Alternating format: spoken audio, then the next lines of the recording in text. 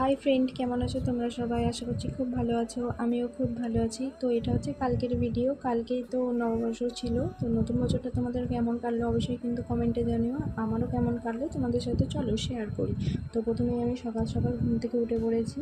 আর আজকে যেহেতু আমার একটু বেশি কাজ আছে, তো তার কারণ হচ্ছে আজকে মা বাড়িতে নেই।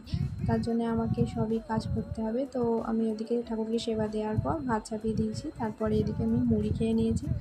তো তারপর আমার তরকারি হয়ে গেছে। আর আজকে আমি রান্না করেছিলাম মাছের ঝাল, টক ডাল, বেগুন ভাজা, উচ্ছে ভাজা। তো তারপরে সবাইকে ঠাকুমা বাবাকে ভাত দিয়ে দিই। তো তারপরে সন্ধেবেলা আমি বাজারে চলে গেছি নতুন খাতা করতে। তো কোনো বছরই আমি কিন্তু যাই না, আমার বাবাই করে নিয়ে আসে। তো এই বছরে মনে হলো আমিই যাই। তো আমি গেছিলাম, বেশ ভালো লাগলো। তো এদিকে তো আমার নেওয়া হয়ে গেছে, আর বাজারে কিছু দরকার ছিল, তো যেগুলো আমার দরকার ছিল নিয়ে নিয়েছি। জীবনে ফার্স্ট টাইম আমি একা একা ফুচকা খেলাম গাইস। তোমরা বিশ্বাস করবে কি জানি না। তারপরে আমি বাড়ির জন্যও কিছু খাবার নিয়ে নিয়েছি। তো নববর্ষের দিনটা আমার এইভাবেই কেটে গেল। তোমাদের কেমন কাটলো অবশ্যই কিন্তু কমেন্টে জানিও। আজকের মতো টাটা।